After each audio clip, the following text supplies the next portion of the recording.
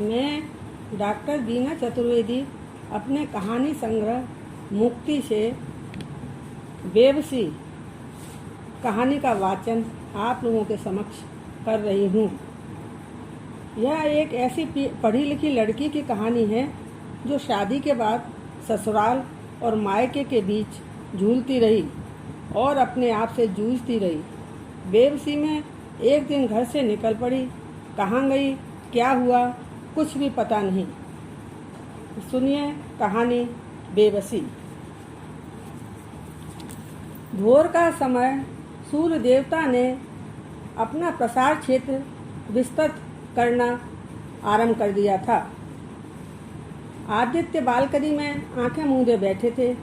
इसी बीच उनकी पत्नी अवंतिका किचन से चाय लेकर आ गई।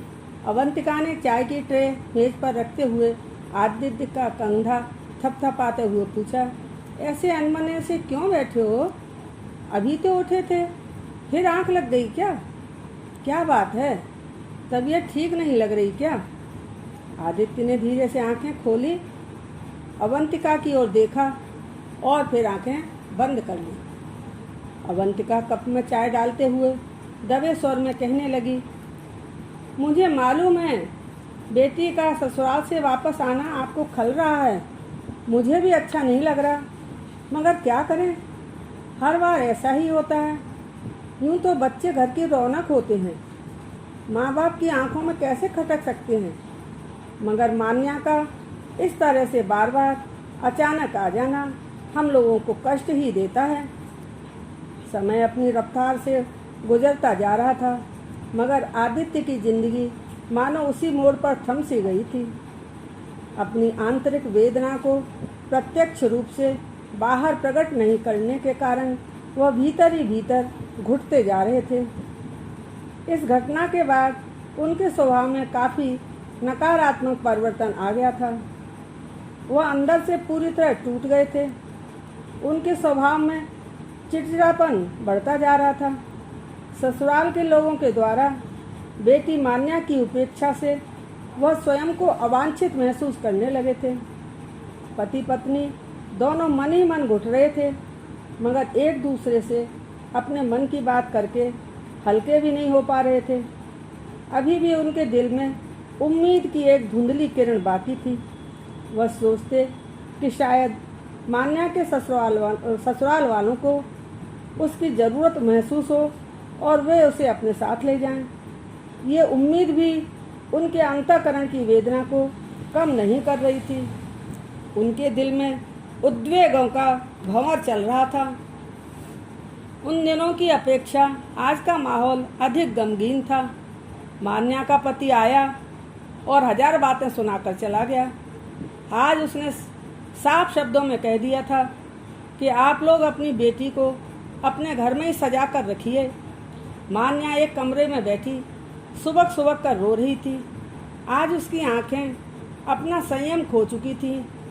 इतना कुछ हो जाने के बावजूद उसके दोनों मासूम बच्चे इस बात से एकदम अनभिज्ञ खेलने में मग्न थे। जब अपनी फूल जैसी मासूम सौम्य और तीक्ष्ण बुद्धि वाली मान्या का विवाह उसके माता पिता ने किया था, तब कितने खुश थे। उन्हें लगा था कि हमारी बेटी एक अच्छे भले परिवार में जा रही थी, उसका जीवन अच्छी तरह से व्यतीत होगा। इन लोगों की समझ में नहीं आ रहा था कि उनकी बेटी इतनी समझदार और पढ़ी लिखी होने के बावजूद उसके ससुराल वाले उसके साथ इस तरह का दुर्व्यवहार क्यों कर रहे हैं, और मान्या अपने ससुराल वालों के अनाचार का विरोध क्यों नहीं कर पा रही। मान्या के एमए करते ही आदित्य के परिचित एक परिवार के लोग अपने बेटे तन्मय का रिश्ता जोड़ने के लिए आतुर हो गए थे। ऐसी परिस्थिति में झट मंगनी और फट शादी होने में थोड़ा भी विलम्ब नहीं हुआ। इस परिवार के लोगों ने न मालूम कितना कुछ छिपा रखा था अपने जेहन में, जो वक्त बेवक्त सभी को कचोटता रहा। मान्या ने ससुराल के परिवेश में शीघ्र ही स्वयं को ढाल लिया था। वह हर सुबह सब लोगों के सोकर उठने से पहले उठ जाती और रसोई की सफाई करके चाय नाश्ते की तैयारी में लग जाती थी। वह सभी काम मुस्कुराते हुए बड़ी तन्मयता के साथ करती थी। रोज़मर्रा के भोजन आदि बनाने के अलावा सिलाई, कढ़ाई, बुनाई और अचार, मुरब्बे, बड़ी, पापड़ आदि बनाने के कामों को भी बहुत ही निपुणता से और सूझबूझ के साथ करती थी। यही वजह थी कि मान्या की पड़ोसनें भी आए दिन उससे कुछ न कुछ सीखती रहती। तन्मय का ऑफिस से घर आने का समय प्रायः विलम्ब से ही होता था।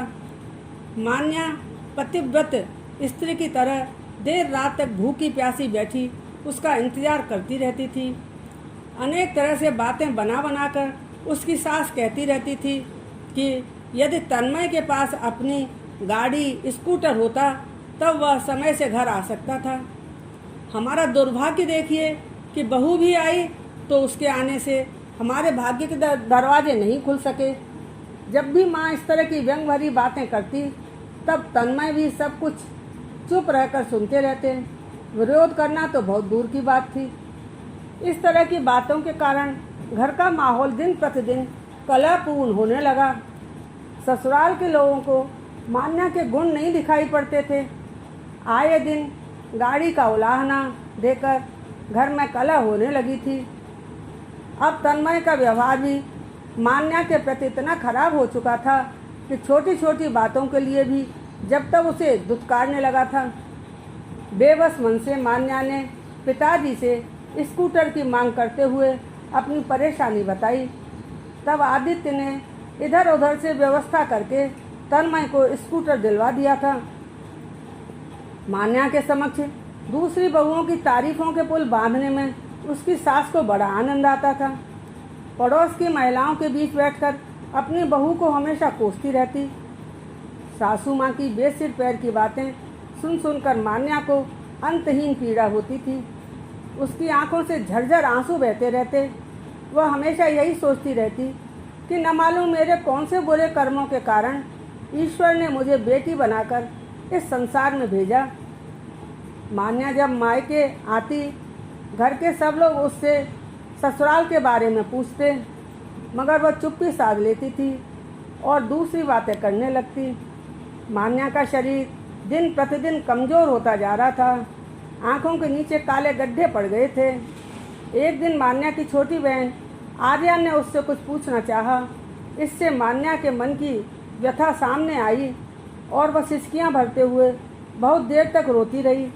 आर्या समझ नहीं पा रही थी कि उसकी दीदी जी रही है या कि जीते जी मर रही है।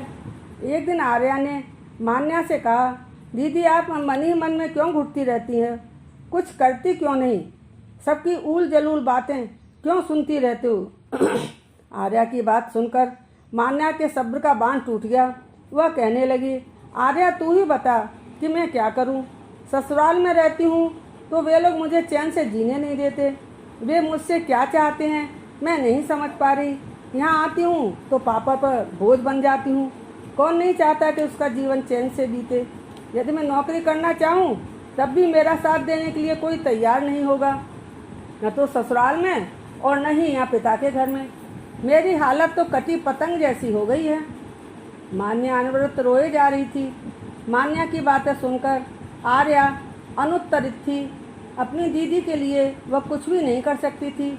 माता पिता ने दीदी को जिस आग में झोंक दिया था वह आग उसके दामन को जलाए जा रही थी। ससुराल का नरक तुल्य जीवन जीने की मान्या को आदत सी पड़ गई थी। वह मजबूर थी। लाचारी और बेबसी ने उसे हरा दिया था। जीवन में न कोई रस था और न आनंद। अपने शरीर की उसे कोई सुध-बुध नहीं होती। कई कई दिनों तक बालों को भी नहीं संवार पाती। उसे अपने स्वास्थ्य की तनिक भी परवाह नहीं थी। इसी बीच एक एक करके मान्या ने 2 बेटों को जन्म दिया। इससे उसका शरीर बहुत कमज़ोर हो गया था। कमजोरी की हालत में भी वह रात दिन ताने सुनते हुए घर के कामों में लगी रहती थी। दोनों बच्चों के मोह में पड़कर उसकी बेबसी बढ़ती जा रही थी। अब तन्मय हमेशा नशे में धुत रहने लगा था। उसे शराब और जुए की भयंकर लत लग गई थी। ऐसे माहौल के बीच रहते हुए मान्या की इच्छाएं, आशाएं दिल के किसी गहरे कोने में दफन हो गई थीं। उसके जीवन में कोई रस नहीं था। इन सब के बावजूद सास के व्यवहार की क्रूरता में कोई कमी नहीं आ रही थी। अब उसने मान्या पर कभी भी और कहीं भी हाथ छोड़ना भी शुरू कर दिया था। घर के अंदर से बच्चों को पीने के लिए दूध तक नसीब नहीं होता था। खाने पीने का सभी सामान ताले में बंद रखती थी। दूध मुहे बच्चे खाने पीने के लिए भी तरसते रहते। इसे मान्या की नियति कहा जाए या कि दुर्भाग्य, जिसके असली गुनाहगार मान्या के माता पिता ही थे। ससुराल वालों की निर्दयता को वे मूक दर्शक बनकर बस देख रहे थे। धीरे धीरे ऐसी नौबत आ गई कि मान्या के गहने कपड़ों तक को बेचा जाने लगा। मकान बिक जाने के बाद सब लोग किराए के घर में रहने लगे थे। अब किराया देना भी इनके बस की बात नहीं थी। मकान मालिक की कुदृष्टि मान्या के शरीर को निहारती रहती। मान्या सब कुछ सहन करने के लिए विवश थी। जब पड़ोसियों ने मान्या की ऐसी दुर्दशा देखी तो पुलिस को रिपोर्ट कर दी। पुलिस ने तन्मय को जेल में बंद कर दिया। सासू माँ को संदेह हो गया कि यह हरकत मान्या ने की है, अतः उसने मान्या की जमकर पिटाई की। पुलिस वालों को पैसे खिलाकर सासू माँ ने तन्मय को छुड़वा लिया। तन्मय के जेल से छूटकर आ जाने पर माँ बेटे ने मिलकर कहर बरसाना शुरू कर दिया। मार मार कर मान्या का शरीर छलनी कर दिया। मान्या के चेहरे और शरीर पर चोट के अनगिनत निशान इस बात के गवाह थे। एक रात मान्या की माँ अवंतिका ने स्वप्न में मान्या की बहुत खराब हालत देखी। सुबह उठकर वह अपने पति से जिद करने लगी कि एक बार मान्या की ससुराल जाकर बेटी के हालचाल ले आओ। आदित्य जब मान्या के ससुराल गए तब उसकी हालत पर तरस खाकर उसे अपने साथ ले आए और सासू माँ तथा तन्मय की रिपोर्ट पुलिस में कर दी। परिणाम स्वरूप तन्मय को जेल हो गई। 2-4 दिनों बाद पता लगा कि न मालूम कैसे तन्मय फिर रिहा हो गया। कोर्ट कचहरी के चक्कर में आदित्य की हालत खराब होती जा रही थी। हाथ थककर मान्या ने अपने पिताजी से कहा कि छोड़िए इस चक्करबाजी को और आप केस वापस ले लीजिए। एक शाम मान्या यह कहकर घर से निकली कि वह अंतिम बार अपनी ससुराल जा रही है। वहां पहुंचकर जायजा लेगी। यदि ठीक लगा तो वहां रुक जाऊंगी, वरना वापस आ जाऊंगी। उसके चले जाने के बाद यहाँ घर में शांति हो गई। कई दिन बीत गए, मान्या का कोई समाचार नहीं आया। सप्ताह बीता और महीना भी बीत गया, मगर कोई खबर नहीं मिल रही थी। एक दिन मान्या की माँ ने अपने पति से कहा कि उनका मन बहुत घबरा रहा है, अतः एक बार मान्या की ससुराल जाकर उससे मिलाओ। आदित्य बेमन से मान्या के ससुराल चले गए, मगर उन्हें डर लग रहा था कि कहीं वह लोग मान्या को उनके साथ पुनः वापस न भेज दें। आदित्य ने मान्या के ससुराल पहुंचकर दरवाज़ा खटखटाया। अंदर से एक अपरिचित महिला ने आकर दरवाज़ा खोला। वेशभूषा से वह नववधू लग रही थी। वह पूछने लगी, आपको किससे मिलना है? आप कौन हैं? आदित्य ने पसीना पोंछते हुए कहा, मुझे मिसेज तन्मय से मिलना है। उसने कहा, मैं ही हूँ मिसेज तन्मय। इतने सुनते ही आदित्य को लगा मानो उनके पैरों को नीचे से जमीन खिसक गई हो। उन्हें चक्कर आने लगा। इसके बाद कुछ पूछने की आवश्यकता ही नहीं रही। आसपास के लोगों से बात करने पर पता चला कि मान्या तो यहाँ आई ही नहीं।